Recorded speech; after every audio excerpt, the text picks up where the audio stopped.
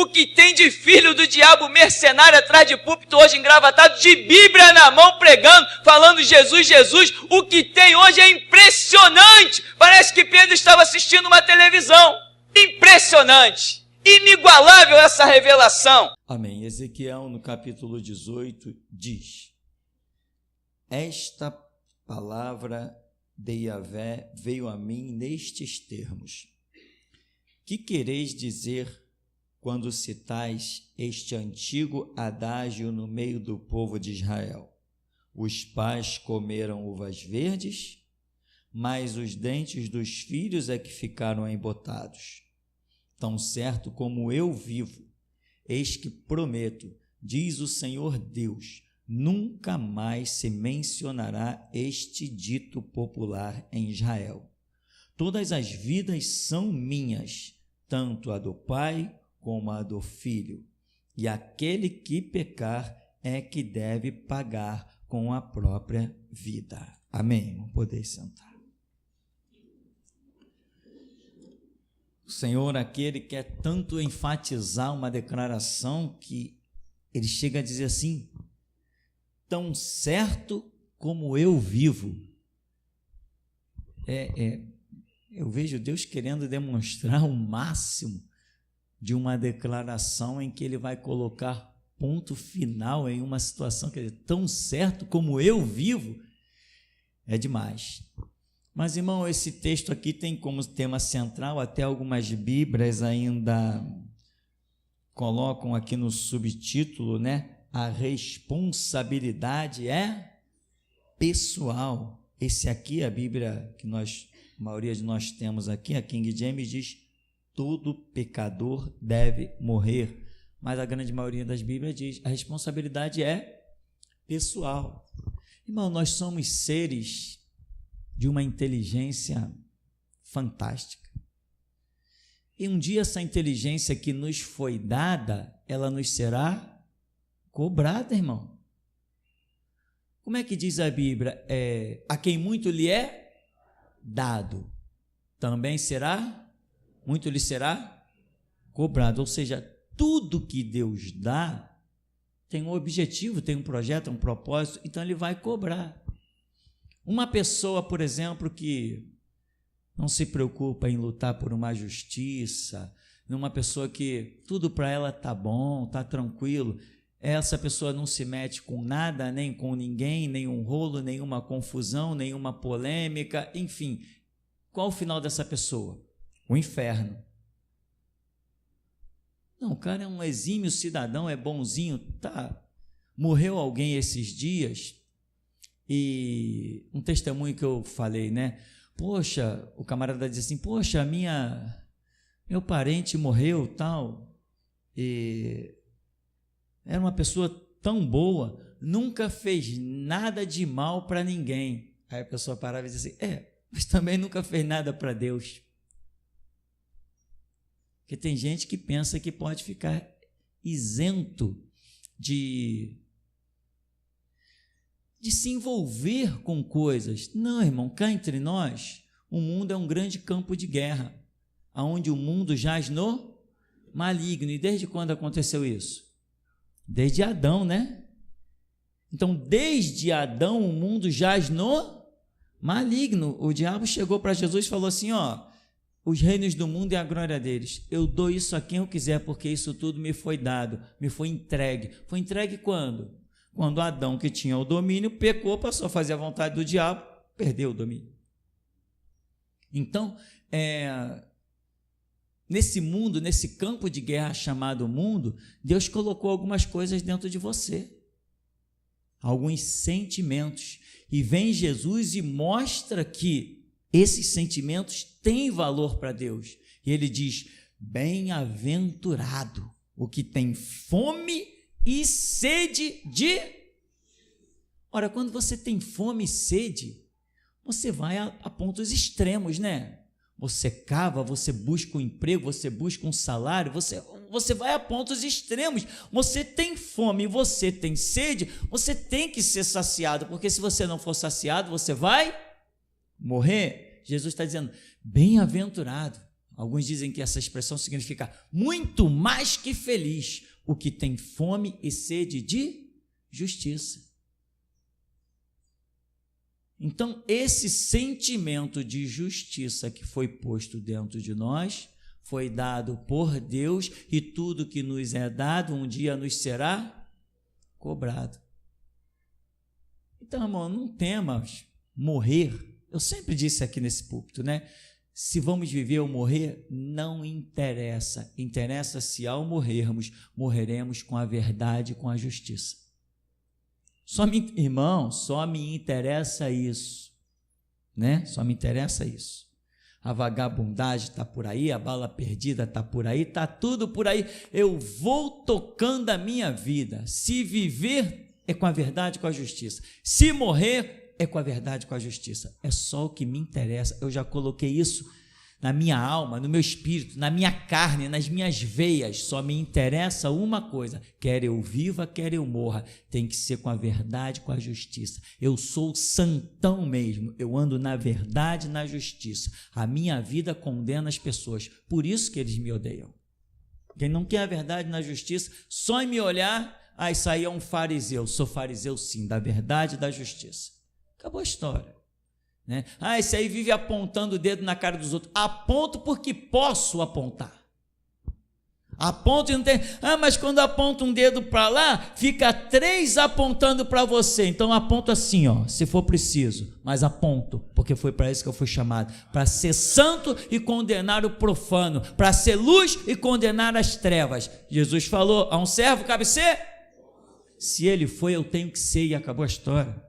Eu aprendi com ele, sou discípulo dele há 30 anos. Para quê? Para agir de forma diferente?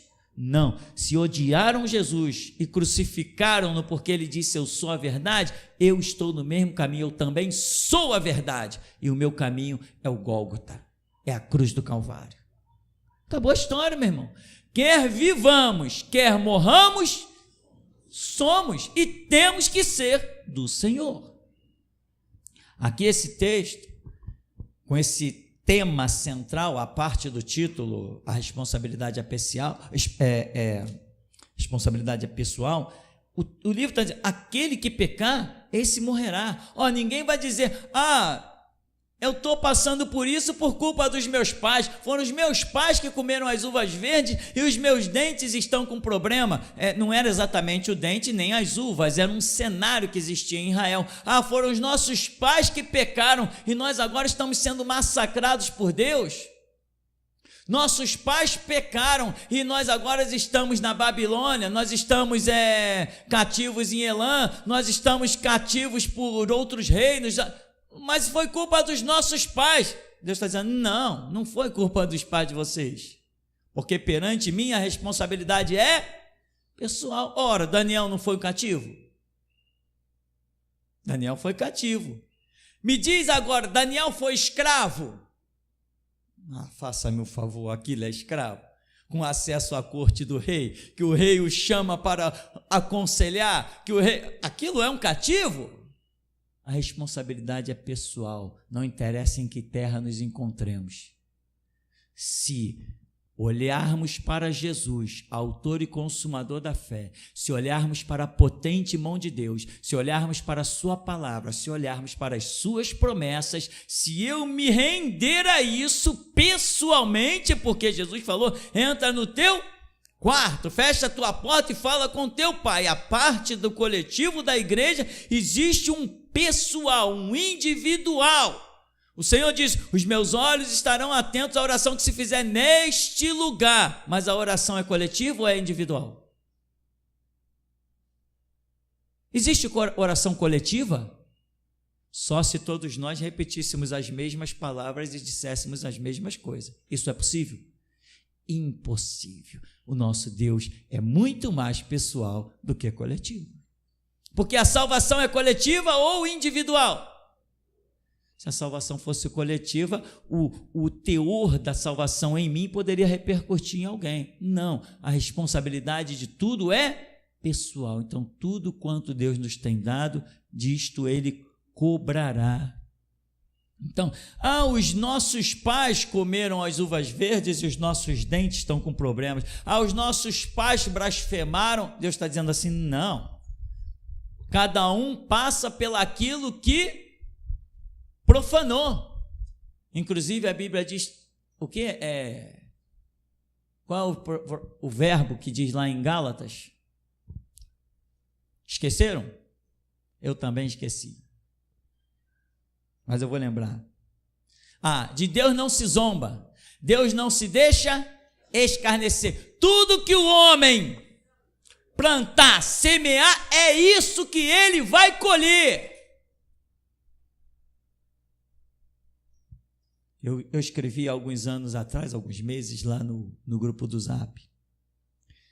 Se você não tem colhido, verifica que semente tem plantado. Se a tua semente é estéril, se a tua semente não é condizente, mas uma coisa é certa, e eu sou testemunha vivo disso, que aquele que planta, colhe. Ou o nosso Deus é mentiroso? Seja todo homem mentiroso e Deus sempre verdadeiro. Se você planta, você colhe, porque Ele vela sobre a sua palavra para cumprir. E a sua palavra não voltará para Ele vazia, mas cumprirá aquilo que lhe apraz. Tu aposta a vida nisso? Você crê mesmo nisso que você acabou de ouvir? Isso tem que ser parte, irmão, da sua estrutura. A palavra de Deus tem que ser o verdadeiro sangue que corre nas tuas veias. É ela que bombeia toda a tua existência, toda a tua estrutura. A responsabilidade, irmão, é pessoal. Lá na cruz, Jesus olhou e disse: Pai, está consumado. Nas tuas mãos eu entrego o meu espírito. E agora, o que a gente quer da vida? Deus faz o quê? Quer que Jesus venha de novo morrer na cruz? Ele já fez. Senhor, o diabo está me perseguindo. Está te perseguindo porque você não está vivendo a palavra, porque a palavra está lá. Ele falou: Pai, está consumado, está completada a minha missão, nas tuas mãos eu entrego o meu espírito. Quando ele disse, a minha missão está completada, ele já havia deixado: olha, eis que eu vos dou o poder para pisar serpentes e escorpiões e toda a força do diabo, e nada vos causará dano algum. Se alguém não está vivendo isso, é porque não se apossou daquilo que Jesus realizou, da obra que ele concluiu e disse: está consumado. Então, de quem é a responsabilidade? Tem gente que irmão, eu já vi uma pessoa, claro que não foi embora sem a chicotada, porque eu sempre carreguei chicotes nas mãos, nem sabia, quando eu mal olhava tinha chicote pendurado para tudo que é canto. Uma pessoa, o descarado é acréscimo meu, né? O grifo é meu. Uma pessoa descarada ousou dizer no pátio de uma igreja: não, irmão, eu vou embora para outra igreja, porque aqui a gente sofre muito, o ministério aqui é fraco. Eu vou para outra igreja que tem mais poder de Deus e lá o inimigo não nos toca. Isso faz diferença para você, irmão? A sua fé sempre não teve de pé, independente dos lugares ou dos antros por onde você passou? Se você tem Bíblia em mãos, meu irmão, a tua derrota nunca será justificada. Porque eu desenvolvi a minha vida dentro de uma organização batista tradicional. Nem igreja aquilo não era. Mas nunca, desde que eu coloquei os pés lá, comprei uma Bíblia, nunca o Espírito Santo deixou de falar comigo e me dar a sua graça. Nunca essa palavra deixou de saltar das folhas e vir para o meu entendimento e para o meu coração. Porque a responsabilidade é pessoal. Jesus já realizou as suas obras. Jesus já te abriu as portas e te abriu os caminhos. Escuta aí, tem gente que ficou diante das portas abertas por Jesus e não entrou. E um dia ele vai te cobrar, Porque um dia ele abriu as portas para Israel ser a maior nação de todos os tempos. Um dia Deus abriu as portas para que Israel não tivesse muralhas como proteção, porque o próprio Deus diz: como a roda de Jerusalém estão os montes, assim o Senhor em volta do seu povo. Ele já tinha revelado isso e tinha mostrado que Israel poderiam os inimigos cercar, mas eles não lançariam uma flecha. Mas Israel prevaricou, voltou atrás na sua fé, fracassou, lançaram a sua colheita de incredulidade e colheram o juízo de Deus e quase foram exterminados. E hoje a Escritura fala sobre eles como os prevaricadores. O que é prevaricar? O que tinha uma missão e não a concluiu. Foram cobrados ou não foram? E ainda serão mais e mais cobrados ou não serão? Leia lá Zacarias capítulo 14. Você vai ver que Israel vai passar pelos seus maiores horrores agora. O holocausto não foi nada. Israel vai passar agora, próximo de 2070, lá para 2067, 68, ou nesse calendário que nós já temos recebido do Senhor. É agora que ele vai receber o seu massacre, o veredito final, porque a quem muito lhe é dado, muito lhe será cobrado, e a responsabilidade é pessoal. O próprio Filho de Deus andou nas terras deles. Eles olharam para o Filho de Deus e disseram: tens demônio. Por quê? Porque não quiseram abrir mão das suas estolas sacerdotais que lhes davam o privilégio de arrecadar o dinheiro do povo e serem reverenciados no meio da rua. Mas vai me dizer que era difícil olhar para Jesus e reconhecê-lo como todo-poderoso? A cidade dizendo: ele ressuscitou um cara de 4 dias, ele disse: Lázaro veio para fora, e o cara veio, e não é historinha não, nós estávamos lá. Ele foi lá no poço, o homem estava 38 anos, ele disse: pega o teu leito, pega a tua cama e vai para a tua casa. Ele parou o enterro da mulher na cidade de Naim, de menino levanta, ele entrou lá, Talita cumi, ele é o cara. Era difícil reconhecer esse Deus.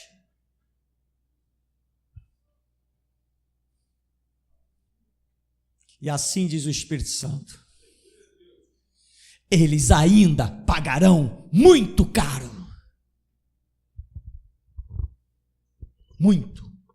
Ainda pagarão muito caro. O que você quer que Jesus faça, irmão? Como diz a Escritura: levanta e resplandece, porque já vem a tua luz e a glória do Senhor vai nascendo sobre ti. Levanta, irmão. A responsabilidade é tua. Quantas vezes eu já preguei nesse púlpito que eu não tive exemplo? Meus pastores eram moleques covardes, meu irmão. Quando um vizinho vinha gritar, latir lá na porta: não, temos que fazer a política de boa vizinhança. Eu não tive exemplo do que sou não, irmão. Não nos homens, mas em Jesus sim. De que me adianta uma palavra que diz: 1000 cairão ao teu lado, 10.000 à tua direita, tu não serás atingido, se eu me transformo num covarde? Para que essa palavra? Para que a palavra? As minhas ovelhas eu as tenho na palma da minha mão e ninguém as pode arrebatar. Isso não é dito para covarde. O que é dito para covarde? Os covardes não herdarão o meu reino, diz o Senhor. A responsabilidade é pessoal. O que você tem ouvido? O que está me intrigando é essa visão da porta. Pessoas paradas diante da porta e não passaram. Aí depois: Deus, eu estou sofrendo. Está com sorte que está sofrendo, já tinha que estar morto. É porque Ele é misericordioso. Se Jesus abriu uma porta, meu irmão, se joga, passa por ela. E o que vem depois não interessa, se foi Ele que abriu, entra. Irmão, você acha que o que fazemos na rua é brincadeira? O que temos feito nos domingos à noite, você acha que isso é brincadeira? Você acha que... O que você acha disso, meu irmão? Do que fazemos? Tem alguém aplaudindo? Milhares criticando, milhares dizendo que somos malucos. Apareceu um cara dizendo assim: eita, Eu queria mesmo participar de um culto no meio desse povo. Eita, povo valente! Apareceu um dizendo isso. E o resto? Somos loucos. Graças a Deus somos loucos. Só assim não pensamos como eles. Bendita a loucura que vem em nome do Senhor. Se é para ser louco, eu quero ser o mais louco. Se é para ser fanático, eu quero ser o mais fanático. Mas o fato é que Jesus Cristo é Senhor absoluto de terra, céu e mar.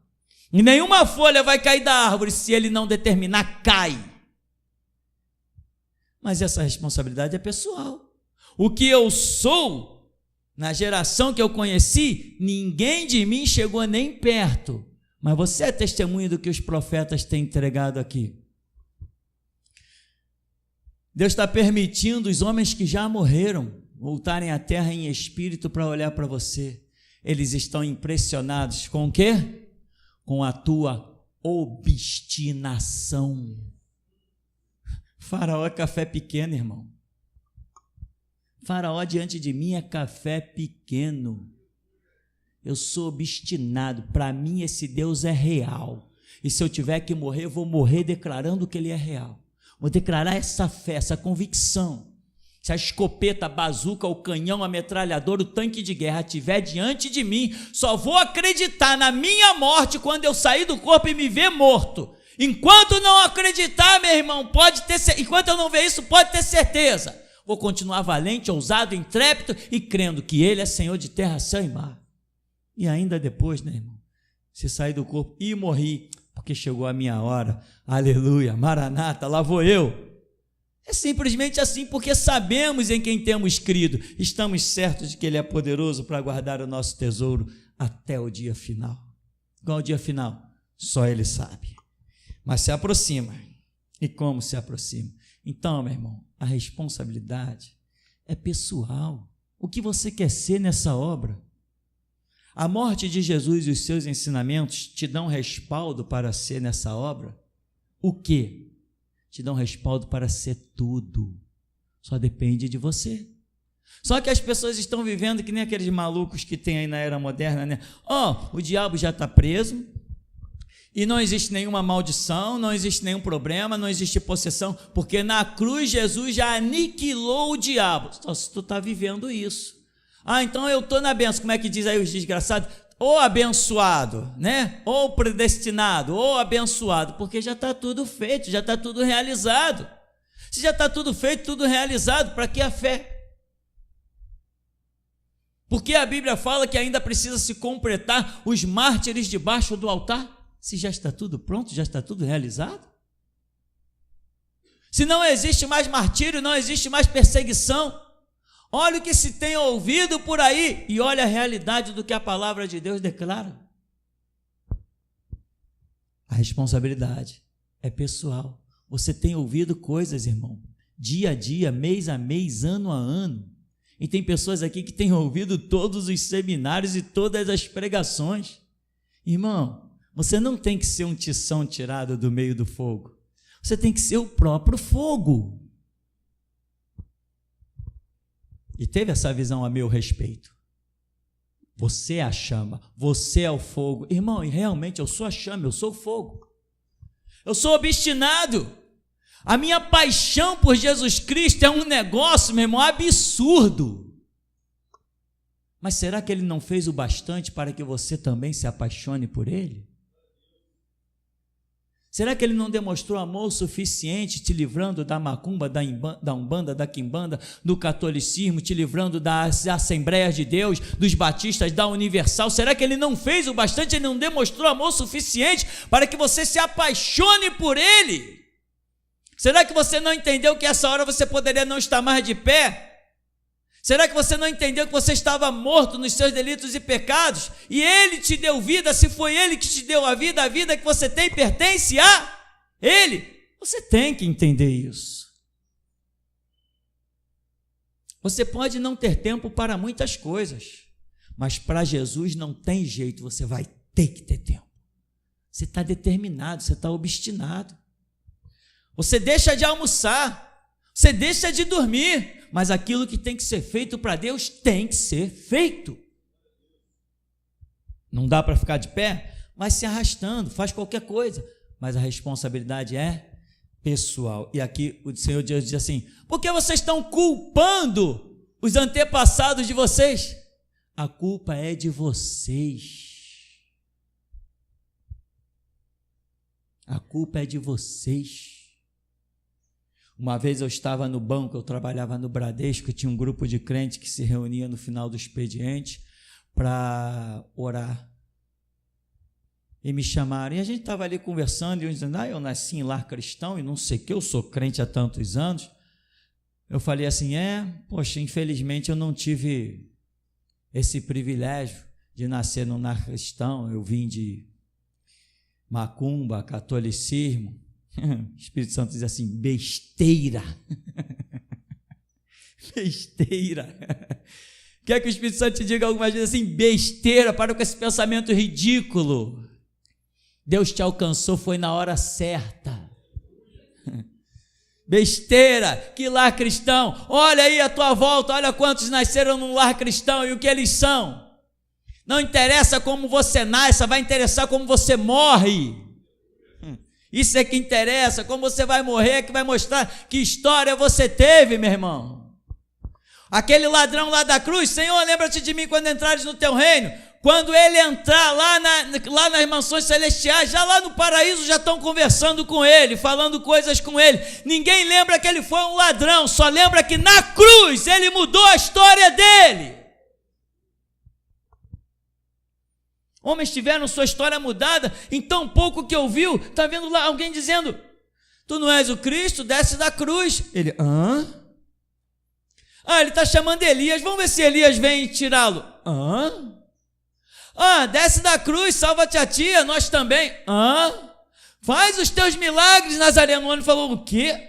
É o bastante, não precisa ouvir mais nada. Senhor, lembra-te de mim quando entrares no teu reino, hoje mesmo tu estarás comigo no paraíso. E tem gente que trilha décadas dentro da igreja para ir para o inferno. A responsabilidade é pessoal, meu irmão. Uma palavra de Deus pode te colocar no reino de Deus. Tem pessoas que já leram a Bíblia 10 vezes e vão para o inferno. A responsabilidade é pessoal. Quando Deus nos dá uma palavra, ela é o bastante para desencadear uma nova estrada diante de nós. Basta uma palavra e toda a terra treme, o mundo em seus sistemas.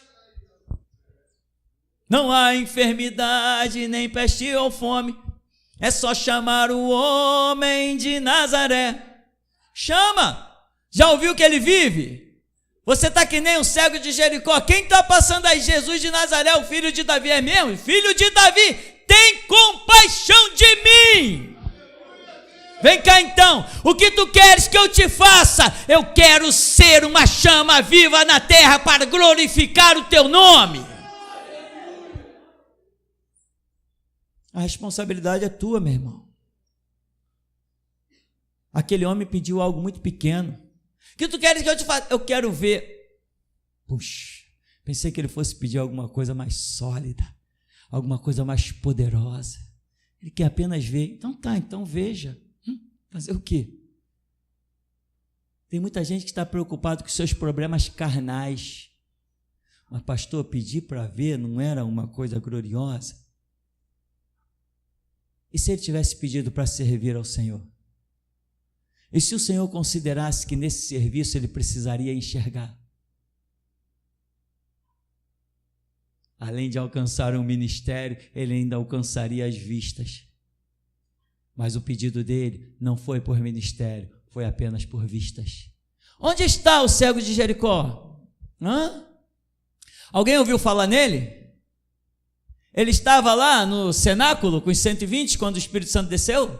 Qual foi a pregação dele? Ele virou profeta. Para onde foi o cego de Jericó? A responsabilidade é pessoal, meu irmão. O que você quer? Se Jesus passar no meio da igreja, tu tocaria nas vestes dele esperando o quê? Ter um fluxo de sangue sanado? Ou receber as virtudes do século vindouro? A responsabilidade é pessoal. Não venha culpar o teu irmão, não venha culpar os teus pais, não venha culpar a maldição dos teus pais. Não, os meus pais me levaram e eu fui batizado no terreiro nas mãos do capeta, nas mãos do tranca-rua. Não vem com essa besteira para cá não, porque Jesus Cristo é o que transforma a maldição em bênção, a morte em vida, as trevas em luz. Vem com besteira para cá não. Você já tem ouvido o suficiente para sair das mãos do diabo e pisar na cabeça de Satanás. Você já ouviu bastante. A responsabilidade é tua, é pessoal, e tudo que tu tens recebido, Deus te cobrará, irmão. Deus vai te cobrar, claro, tem que cobrar. Ele é justo, Ele é justo. Ele conhece os nossos limites. Deus conhece os nossos limites. Então, irmão, vou te dar uma super dica. Trabalhe no seu limite. Trabalhe no seu limite. E quando você parar, você olha para o céu e diga assim: Senhor, eu não consigo ir mais, cheguei no meu limite, aumenta o meu limite, leva-me ao vale mais profundo, leva-me às águas profundas. Eu quero maior comunhão, eu quero maior intimidade. Todos nós temos um limite e Deus tem um parâmetro para aumentar limites.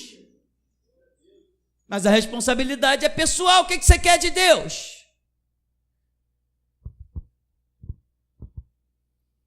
Adolescentes, jovens, incendeiem a escola de vocês.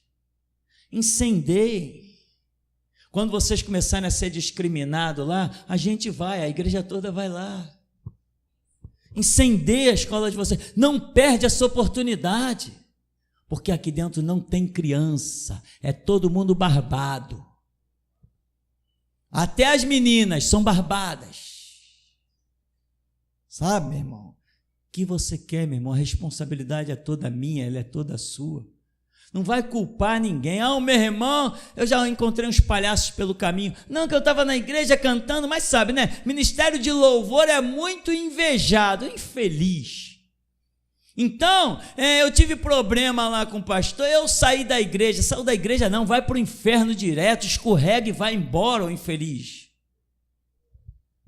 Não vai, meu irmão, amanhã depois, que se você cair na desgraça, não venha me culpar não, porque a responsabilidade é pessoal. Faça-me um favor. Eu estou aqui contrariando todos os pastores do Rio de Janeiro. Nenhum deles disse: poxa, vai nessa tua força. Ao contrário, que isso, abrir outra igreja? Que isso, concorrência? Que isso, que nada, cadê o teu chamado? Vê se eles querem olhar para mim hoje. A responsabilidade é pessoal. E teve um pastor que me disse assim: não, você não pode sair daqui da igreja. Que isso, aqui você é um pastor, aqui você tem título, aqui tem um povo que te reverencia, aqui tem um povo que te reconhece. Eu falei: pode parar, eu não quero reconhecimento de nada, apenas quero fazer a vontade do meu Senhor. E ele me disse: vai e funda a minha igreja. Isso já está decretado, vai ser assim. Valeu a pena a minha obstinação? Valeu a pena eu ser um cara folgado? Senão eu posso fechar aqui a igreja e você pode voltar a cultuar lá nas assembleias. Glória, glória, aleluia. Vai lá. Mas mesmo se isso acontecer, Deus há de levantar um novo restaurador. E um dia você vai estar lá dentro da igreja da assembleia, e quando vai ver um bando de gente de camisa preta lá fora, cravando espadas em você. Porque não importa quantos caiam, o trono de Deus não sofre abalo. Antes de mim, tantos caíram, mas eu estou de pé, e até aqui me ajudou o Senhor. Irmão, eu vou falar uma coisa para você. Eu não sei o que Jesus vai fazer. Eu vou dizer uma coisa para você. Esse é pessoal, mas eu vou passar para você. Sempre que eu falo no nome de Jesus, ou eu falo a palavra Deus, me dá vontade de dobrar os meus joelhos aonde quer que eu esteja e olhar para os céus. Eu quase não estou mais conseguindo falar Deus e Jesus de pé. A qualquer momento eu sinto que vai acontecer alguma coisa. Quando eu falar Jesus, eu vou dobrar o joelho, não sei aonde eu vou estar. Mas quer de pé, quer sentado, quer ajoelhado, eu sou um adorador, eu sei disso. Mas esse é um sentimento que está sobre mim, de tanta gratidão e reverência e reconhecimento que eu tenho desse Deus tremendo. Nenhum pastor me incentivou. Nenhum pastor disse, não, vai que Deus é contigo. E tem mais, eles reconheciam o ministério na minha vida. Teve pastor que teve visão a meu respeito, mas não se rendeu à própria visão da sua própria mente, que Deus lhe deu. Pastores me viram com uma Bíblia imensa, falaram, tem uma Bíblia imensa na tua mão, toda de ouro. Pastores disseram assim, tu está pronto. Nessa época eu ainda estava no 2º ano do seminário, lá em 1993, e pastores tiveram visão a meu respeito, falaram assim, Deus está dizendo que você está pronto para a obra, não precisa mais nada, você está pronto. Nenhum deles me apoiou. Quando fundei a igreja, viraram a cara para mim, e eu dizia, como pode esquecerem da própria visão que Deus deu? Eles não esqueceram, não, assim como Israel não esqueceu das promessas e não deixou de reconhecer Jesus Cristo. A questão é que a inveja é a arma do incompetente. A inveja é a arma do incompetente. Não seja um incompetente, meu irmão, porque você recebeu o suficiente e a responsabilidade é pessoal. Se eu cheguei aqui sem ninguém me apoiando, eu falei ninguém. Eu falei ninguém. E você tem apoio aqui dos teus irmãos e tem o meu apoio, porque o nosso coração está na obra. Se eu não cair, muito menos você tem direito de cair. Você não tem direito de cair. Eu não tive apoio quando vim aqui no Santo Cristo, no dia 21 de setembro de 1999, era uma terça-feira. Quando eu cheguei nesse terreno, eu cheguei sozinho. Quem participou do culto foi a minha mãe e o meu pai. Eu ali orei. Olha o que Deus faz, irmão. De um homem que chega no terreno e tem o pai e a mãe sentados diante de si. Hoje o mundo me ouve e ninguém mais ousará falar de evangelho, nem tocar no nome do Senhor Jesus, sem ter a sombra do meu nome por trás. Se eu fiquei de pé, sem apoio, você que tem apoio, porque aqui nesse ministério tem apoio, o que é certo, o que é justo, o que é íntegro, tem apoio aqui. Você não tem direito de fracassar. Mas a responsabilidade é pessoal, é toda sua. Para e pensa nas obras que temos feito, irmão. Você acha que eu faria isso porque sou louco? Estou atrás de dinheiro? Ou será que Jesus realmente tem dado a direção? Bom, os profetas têm confirmado as obras aí, né? Então nós vamos mesmo às ruas incendiar. Porque se Jesus não tem um mundo para contar, ele tem a nós. Tem cada um de nós para se render a essa obra. E se ele mandar fazer passeata contra muçulmano, pedofilia, estupro, eis-nos aqui, amém? Como Isaías ouviu, quem enviarei? Quem há de ir por nós? Opa, Senhor, estamos aqui, geração Jesus Cristo. As igrejas caíram, quem eu vou botar? Que nem botei Jeremias na frente do templo para mostrar, para chicotear eles. Eis-nos aqui, Senhor. Quem ousará uma palavra contra o sistema judiciário, contra a corrupção de toda uma nação? Eis-nos aqui, Senhor. O chamado está aí. O chamado é coletivo, mas a responsabilidade é pessoal. Quem achar que deve, vai. Quem achar que não deve, não vai. Mas uma coisa é certa, eu e a minha casa. Mas você vai dizer isso também. Você e a tua casa, então todos nós juntos, eu e a minha casa serviremos ao Senhor. Bendito seja o Deus vivo.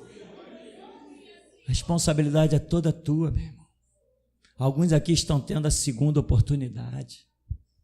Outros estão tendo a terceira oportunidade. Uns vão aproveitar e outros não vão aproveitar.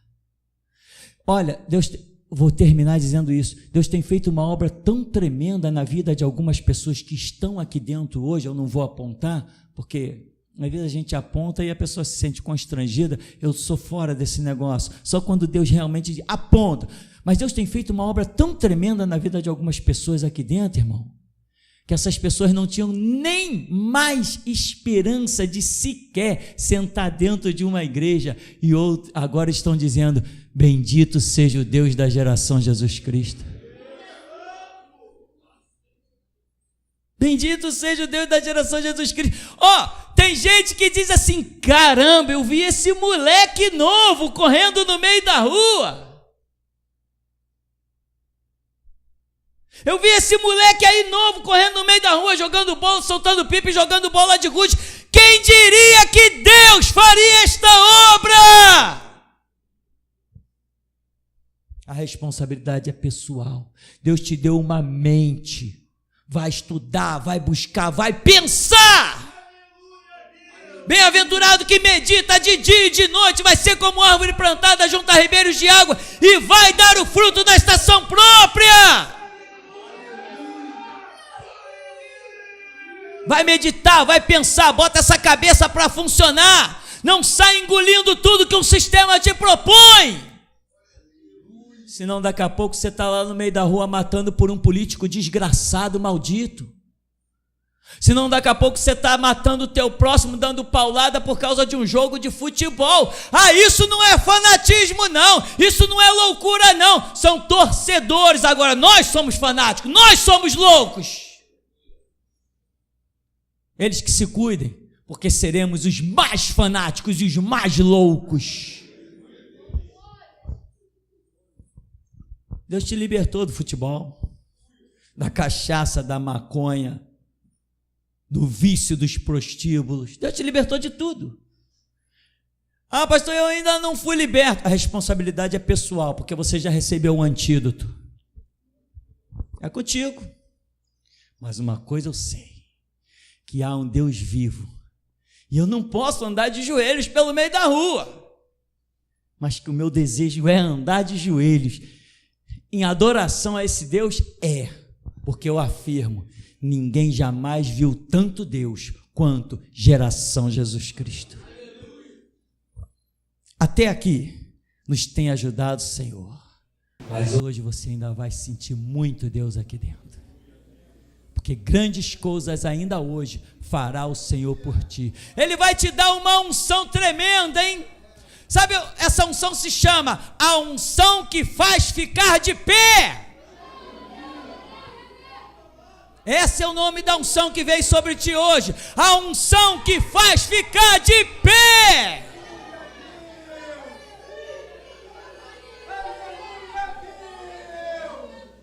Nunca tinha ouvido o nome de uma unção assim. Sabe por quê? Porque este é o Deus da geração Jesus Cristo. Que unção tremenda. Mestre, logo no começo, Deus me mostrava uma árvore. E eu observava nessa visão o tempo. Ele mudava. Estava a tardezinha, caindo a noite, e um vento muito forte que batia sobre essa árvore, e as suas folhas caíam, e ali ela ia trocando as suas folhagens. Quando o irmão Samuel estava tocando, eu vi os céus abertos.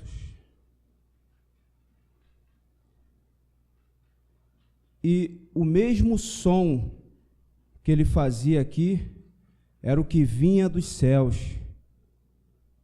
Muito tremenda essa visão. saiu um fogo daqui da frente e laçou o irmão Altair, e esse fogo vinha rodeando ele como se fosse uma corda, e ele parava de frente e te cobria todo o teu rosto, e ele entrou por dentro de você, esse fogo, irmão.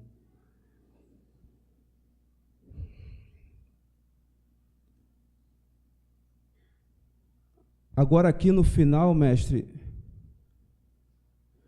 Deus derramou uma unção muito poderosa, e ela veio junto com esse cântico. Foi muito poderosa, uma unção de mover a estrutura da igreja. Deus me mostrou muitos corações,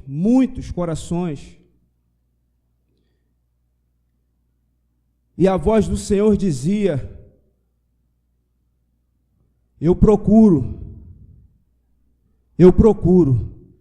os verdadeiros adoradores. Assim diz o Senhor. Aleluia. Louvado seja o nome do Senhor, que é vivo e poderoso. A minha alma estremece diante do nosso Deus, que é santo e que é poderoso. Mestre, a visão que o Espírito Santo me deu, eu vi-se a chegar aqui na frente um machado. E esse machado, ele tinha mais ou menos a sua altura e foi entregue nas mãos do Senhor. E logo em seguida, eu vi a igreja receber cada uma chave. Logo essa visão cessou. Logo depois, eu vi nós adentrar no movimento que nós estamos fazendo pela cidade, nas portas das igrejas.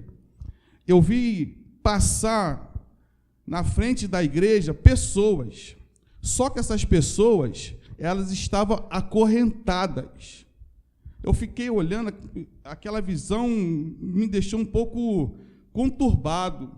Logo em seguida, o pastor daquela igreja, ele também estava acorrentado. E quando ele subiu em cima do púlpito, saía dele uma luz muito forte, mas por trás dele havia trevas, somente trevas. E ele parecia um boneco, um ventrílogo, não sei se o nome correto é esse, que a pessoa estava manipulando ele. Então essa visão cessou.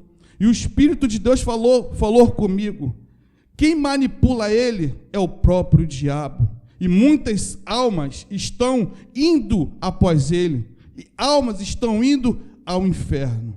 Amém. A paz para a igreja.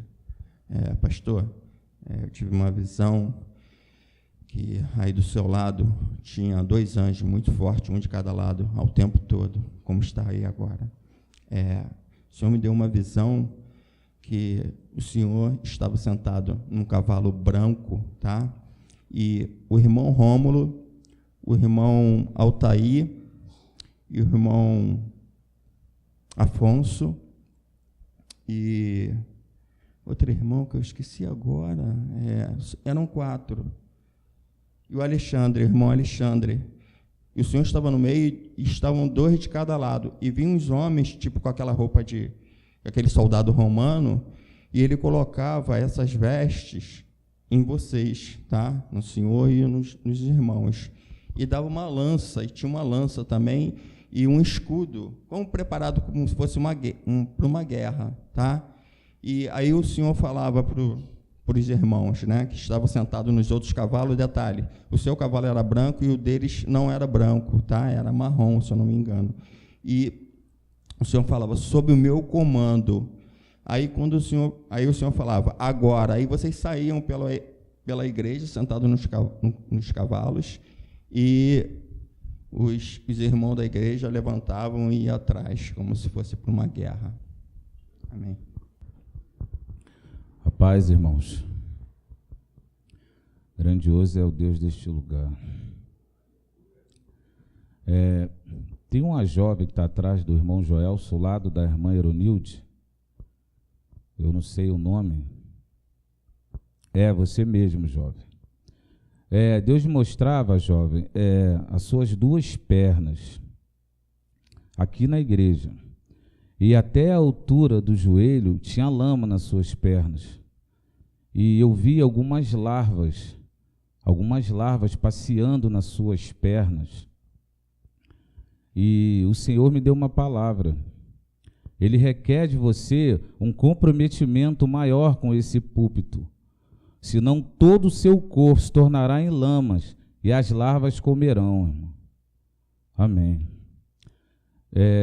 Senhora que está atrás do irmão Pedro, do lado da irmã Dora, Deus me mostrava, irmã, a senhora com uma vela na mão esquerda e um terço na mão direita. E Deus me deu o discernimento dessa visão. Que a irmã, quando vier para cá, não se faça como um católico que vai à missa aos domingos. Não é assim neste lugar. Amém.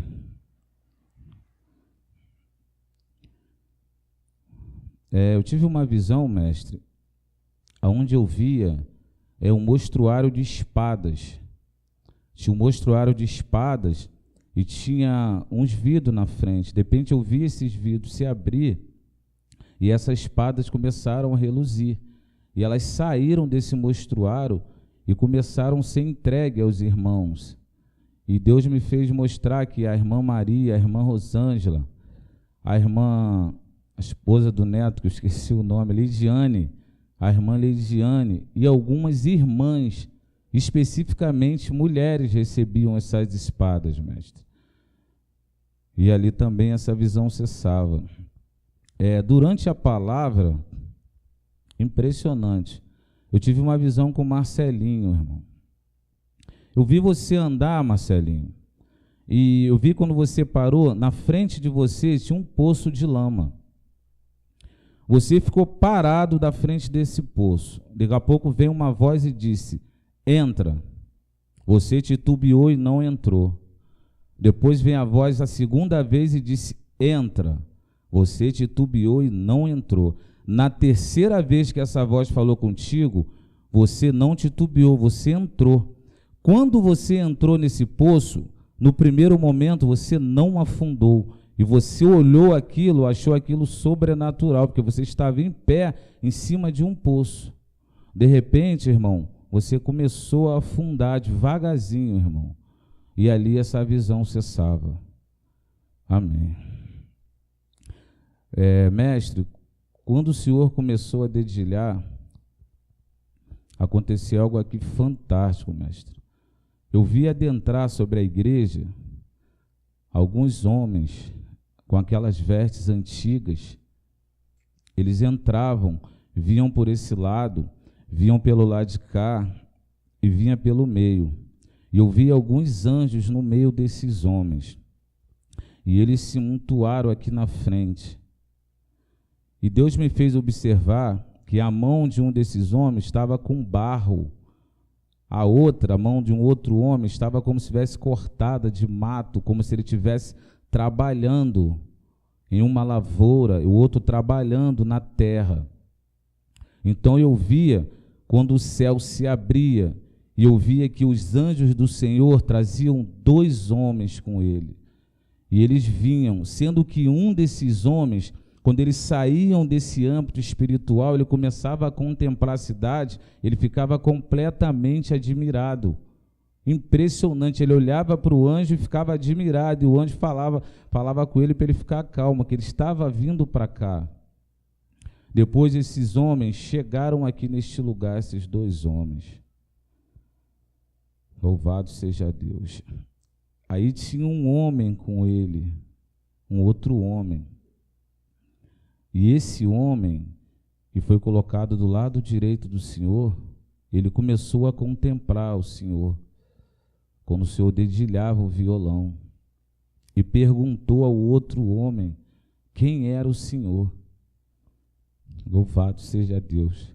E o homem respondeu a ele: você começou e ele vai terminar. Ele é meu último sacerdote. Aleluia, Jesus. E esse homem que perguntava Deus me fez entender que era Melquisedeque. E o homem que falava com ele era o próprio Abraão, mestre. Deus Todo-Poderoso. E ele dizia que ele era o primeiro sacerdote e o Senhor era o último. E era o Senhor que encerraria nos últimos dias essa obra gloriosa do Senhor. Louvado seja Deus. Bem no começo, nos primeiros louvores, eu vi quando o irmão Altair levantou o braço assim e uma espada desceu, irmão, e encaixou nas suas costas. Era uma espada rústica, mas ela era grande, era uma espada robusta, assim, não grande em comprimento, mas em largura e robustez. Amém. Eu vi também uma espécie de uma coroa de penas que veio e encaixou na cabeça do irmão Alexandre Genésio. Amém. Quando o Senhor falava de louvores, mestre, que o Senhor ensinaria violão no céu, falava dos louvores, eu vi uma espada descendo e sendo entregue ao Senhor. Essa espada tinha 3 diamantes no cabo dela. E ela era uma espada como se fosse 3 tavadas assim. Ela era desse jeito, essa espada. Amém. No momento da pregação, eu vi e surgindo como se fosse do púlpito, mas eles vinham de dentro do Senhor também, degraus que cobriam toda a dimensão da igreja. Esses degraus iam e cobriam tudo, de um lado para o outro, assim. Eram degraus que levavam até o Senhor e vinham de dentro do Senhor. Amém. Durante a pregação, eu vi descer um anjo. Esse anjo, ele era um só, mas era como se tivesse um espelho no meio dele, assim, porque eu vi ele em 2. Mas era um anjo só, mas ele era como se fosse 2 anjos, assim. E ele sobrevoava a congregação e é como se fazendo um rastro de luz, e esse rastro de luz ia caindo dentro da mente de alguns. Amém.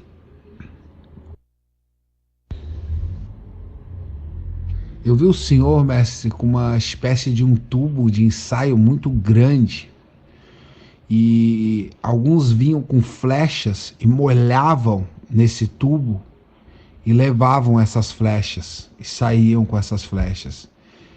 E essa visão se deu, mas não estávamos dentro do templo. Era na rua essa visão dessas flechas molhadas dentro desse tubo. E que tinha um líquido transparente como água. Amém. Agora, no momento que estávamos louvando esse louvor, a igreja vem. Quando estávamos louvando esse louvor, eu tive uma visão tremenda, fora do comum. Eu vi anjos entrando aí nesse lugar, anjos que eu nunca vi. Coisas incríveis aconteceram nesse momento. Anjos tocavam em pessoas, tiravam coisas de dentro de pessoas, espadas caíam, espadas de luz caíam como uma chuva, e eu vi como se fosse uma rampa, não era uma escada, era uma rampa direta para o céu, e anjos subiam e desciam por essa rampa, alguns vinham escorregando para descer, e a movimentação foi tão grande de anjos que subiam e desciam no momento desse louvor, que foi como se vários quisessem estar aí e outros tinham que sair para ele estar, de tantos anjos que estiveram aí no momento desse louvor. E foi em todo momento, do começo ao fim do louvor, Do começo ao fim, enquanto eu estava tendo essa visão, meu corpo estremecia. Parecia que eu ia sair do meu corpo, assim, rasgando de tanta unção que veio nesse momento. Amém. Mestre, eu vi aquela faixa, meu Deus, né, assembleano, né, aliás, marginais, eu vi ela crescer. Ela crescia de uma forma que ela ficava do tamanho da igreja. Então eu via essa faixa aqui dentro, ela tomar a igreja toda. E eu via que ela ia arriando sobre os irmãos. Só que em determinados irmãos abria-se uma espécie de buraco, um vácuo, e passava direto. Ela tomava a igreja, tomava alguns irmãos, mas não tomava todos os irmãos. Impressionante, abria nessa faixa uma espécie de vácuo, e esse vácuo passava por alguns, em outros não, ela tomado totalmente por essa faixa. E nessa última visão, mestre, só para finalizar, os homens que eu via entrar, eles tinham várias vestes, mas várias vestes de cores diferentes.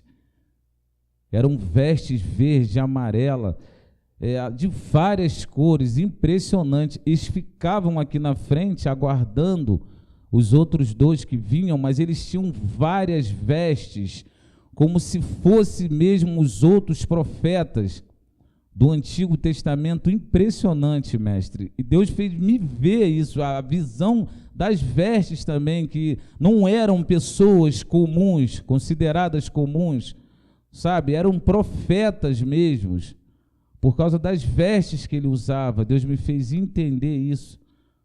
Amém, pastor. Amém. Mestre, quando o senhor falou que começou essa obra sozinho, ainda lá embaixo, estava o senhor, o seu pai e sua mãe, eu vi surgir colunas muito forte, colunas redondas, muito forte, algo como se fosse estrutura de um prédio, muito forte, para sustentar um prédio. E dessas colunas saíam águas, mas essas colunas estavam aqui embaixo, e essas águas saíam aqui dentro do santuário. Agora, no final, Deus me mostrou, e o Senhor estava sentado dentro de um cômodo, sozinho, e eu via uma mesa e uma cadeira, e ali o Senhor estava sentado, e ali tinha uma caneta e um caderno, e o Senhor estava fazendo anotações. Assim te manda dizer o Senhor: tu escreverás livros. E diz o Senhor: virá no tempo da tua prisão. Diz o Senhor nesta manhã: eu te levo com as minhas vestes e te trago em glória a este lugar. Diz o Senhor nesta manhã. Até aqui. Bendito Deus, glorioso Pai, quão grandes coisas fez o Senhor por nós, Senhor, tendo se revelado a cada um de nós. Porque foi o Senhor que veio em busca do homem, e não o homem que saiu em busca do Senhor. Tanto que todos se perderam e todos pecaram, porque não buscavam pelo Senhor. Quem busca pelo Senhor não se perde e não vive no pecado. Mas o Senhor teve compaixão de cada um de nós, mortos nos seus próprios delitos e pecados, e veio a este mundo. E como o Senhor disse: eu vim para que tenham vida e a tenham em abundância. Quão grandes coisas fez o Senhor por nós, Senhor. Sustenta-nos, ó Deus. não para estarmos de pé em exibição, mas para glorificarmos o teu santo nome. Aleluia a Deus! Eu repito isso, meu Senhor, sustenta-nos, não para nos exibirmos, mas para glorificarmos o teu nome. Assim te damos graça, ó Pai, em o nome do Senhor Jesus. Amém. Leva-nos, Senhor, na tua graça, na tua paz, pois certamente o Senhor ainda pode contar conosco, pois nós somos os teus guerreiros. Jesus! Nós que por ti daremos a vida, te saudamos. Aleluia!